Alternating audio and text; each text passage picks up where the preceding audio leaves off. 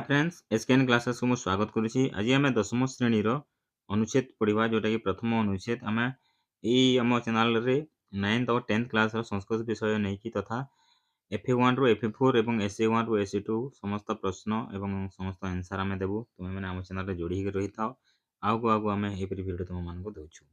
एथिरे देख असाध्य साधनम पाठटी अच्छी असाध्य साधनम भूपदेव नाम कश्चित शिशु पठनाय पिता पित्रा गुरुगृह प्रेषित अर्थात भूपदेव नामक गोटे शिशु को बापा तांको गुरु को घर को पठाई सह प्रथमतः व्याकरण पठितुम आरब्धवान से छुआटा प्रथम थर प्रथम पहला व्याकरण पढ़ा से आरंभ कला। भूपदेव स्थूल बुद्धि तथा परिश्रम कातरश्च आसीत्।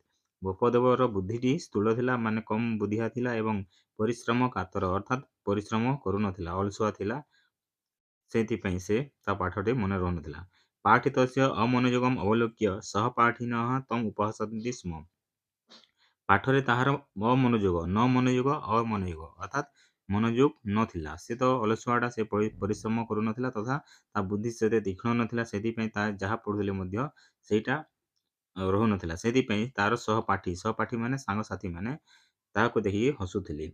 सहपाठी नाम उपहास वसंग सह गुरवे निवेदयत और से छात्र छात्री माने जो तार संग माने ताको हसाउथिले बा उपहास प्रसंगटे गुरु को जणाइथिला। गुरु कहउछन्ती कोन कहउछन्ती गुरुस्तम उक्तवान गुरु ताको कहउछन्ती कोन वत्स तव कृते मम महान यत्नः विफलः जातः तो पई जो मोर प्रयत्नटा अछि बहुत बड़ प्रयत्नटा मु करिछि तो पढिबा पई किंतु तो पई मु विफल होई जाइछि।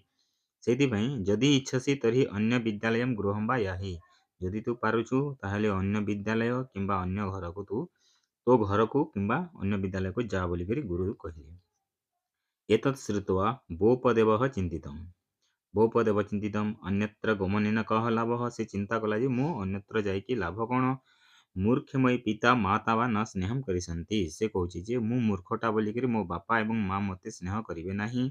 मम जीवनम धिक मोर जीवनटा धिक खिन्न मानसः सह सरोवरम निकषा गत्वा पावचे उपवेश्य चिंतापरः अतिष्ठत। गोटे सरोवर थिला सरोवर रे पाहाच माने थिला माने पाहाच करते से पाहाच के जाइकी ये बसिछि आ चिंता करछि कोन चिंता करछि सेतेबेले कोन होइछि तदा केचन स्त्री जनाः जलम नेतुम आगताः पानी नेबा पई पोखरी को पानी लेबा पई केतेटा स्त्री लोक आसिले ते जलपूर्ण घटान पावछार अंतर्गतेषु अस्थापयन से जो पाहाच रे कोन कोन गर्त गुडाक थिला सेई गर्त रे से माने माठियाटी रखिछन्ति ए सब वृत्तांत भूपदेव देखुछि। अतः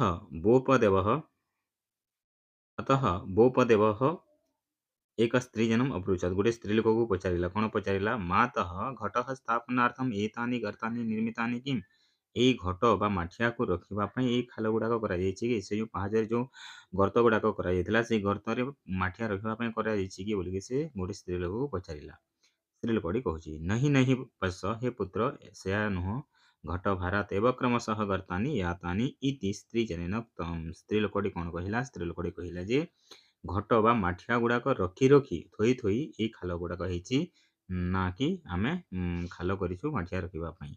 एतत् श्रुत्वा भूपदेवः विस्मितः अचिन्तयत् ଏହା ଶୁଣିକି ଭୂପଦେବ ଚିନ୍ତାର ସହିତ विस्मित होइकी चिंता कला कौन कहला सुकठिन पाषाण यदि मृतिका पात्रेण खिन्न तरी स्थूल बुद्धिर अहम कथम क्रमशः व्याकरण आयतन न कुर्याम से कहूछि जे जदि पथरर पाहाच को माठिया होची माटीर पात्र रखी रखी जदि गर्त करि पारुछि मु कम बुद्धिया हेले मध्य काहेकि व्याकरण पढ़ी पारिबि नाही बोली से चिंता करुछि। तदारंभ्य सह व्याकरण पठित्वा प्रवीण पंडित रूपेण प्रतिष्ठा लभत तापर से दिन से व्याकरण पढ़ी गोटे पंडित रूप से करला से कहुई साधुक्तम उद्यमेन ही सिद्ध्यंती कार्याणी न मनोरथे ही अर्थात उद्यम कले कार्यटी सिद्ध होता है मन रूपक रथरे ताने भाविदेले होई न थाए से आम ए शिक्षा कलु जे असाध्य साधन जोटा असंभव ताहा संभव करी हुए केतेबेले जेतेबेले आम परिश्रम करिथाउ उद्यम करिथाउ